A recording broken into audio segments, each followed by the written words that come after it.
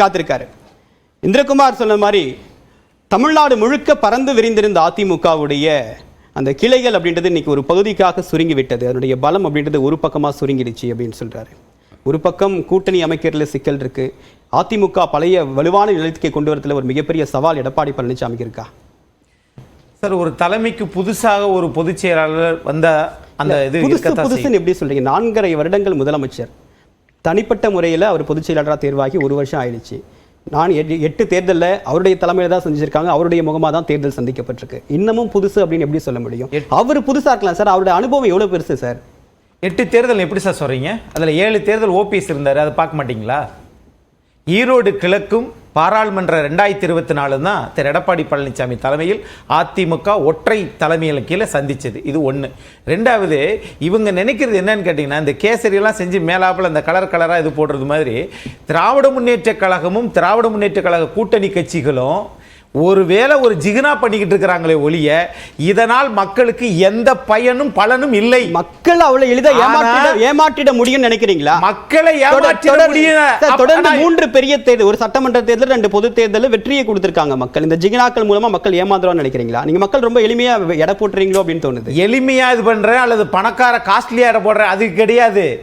கேட்கிறேன், நண்பர் தேரடி இந்திரகுமார் சொல்றாரு, திமுகவை தனியாக நின்று வெல்ல முடியாது, அதனால அந்த கூட்டணியை பிரிக்க நினைக்கிறாங்கன்றாங்கல்ல. நான் கேட்கிறேன், திமுக என்னைக்கு தனியா நின்று இருக்குது? தனியா நிக்க முடியுமா? நீங்களே தேசிய கட்சியில இந்தியாவிலேயே அதைத்தான் நான் சொல்றேன். அதிமுக பலம் இழந்துட்டீங்கல்ல. இன்னைக்கு சரி, நீங்க 40க்கு 40 இது பண்ணீங்க. நீட்டு விலக்கு அதிமுக ஆதரவு கொடுத்து உங்களுக்கு உங்களால கொண்டு வர முடிஞ்சா?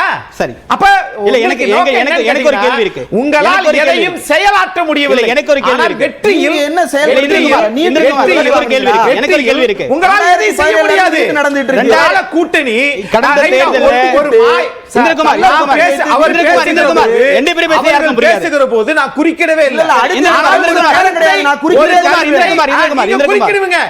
மக்களை பூரா சொத்து வரி எனக்கு ஒரு கேள்வி இருக்கு.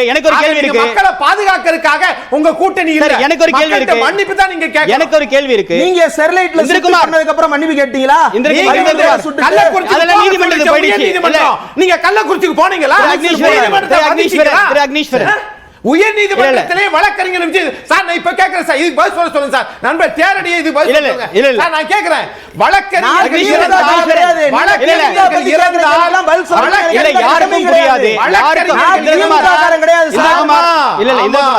வழக்கறிஞர்கள் இறந்தால் சேமநல நிதியாக 10 லட்சம் ரூபாய் திமுக அரசு அறிவிச்சிச்சு. ஆனா 330 பேர் வழக்கறிஞர்கள் இறந்திருக்காங்க. இதுவரைக்கும் 42 கோடிக்கு மேல இவர்கள் அரசாணை வெறும் அழகு ஆணையாக இருக்கிறது, செயல்படுத்தல. சரி, இந்த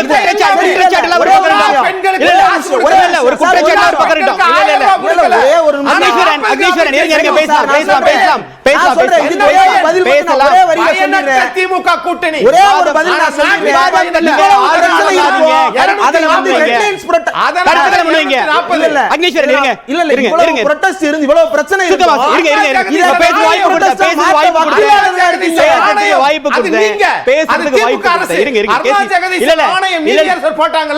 அந்த ஆணையத்தில் இருந்தவர்களை நடவடிக்கை எடுத்தீங்களா? மாறாக பதவி உயர்வு கொடுத்திருக்கிறது திமுக அரசு. நான் குற்றம் சாட்டுறேன்.